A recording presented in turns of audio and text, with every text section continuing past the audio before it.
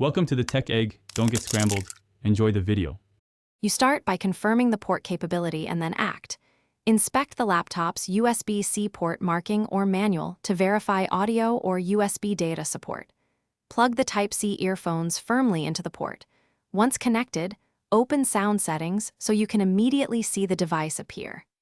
Do this now because plugging in first exposes the device name and prevents driver confusion. Make sure to disable Bluetooth headphones so the system will switch to the wired USB-C device automatically.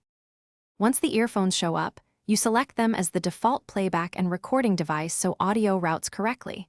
Open Advanced Properties and set a common sample rate like 44. 1 kHz or 48 kHz to avoid sync issues. If the system doesn't recognize the DAC, download and install the vendor USB audio driver. Otherwise, let the OS use its generic driver. If you hear distortion, disable audio enhancements and check exclusive mode.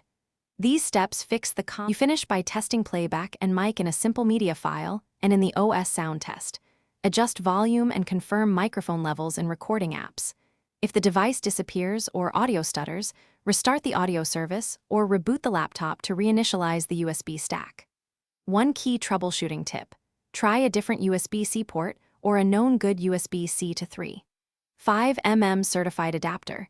This isolates whether the earphones, adapter, or port is at fault and quickly narrows your repair path.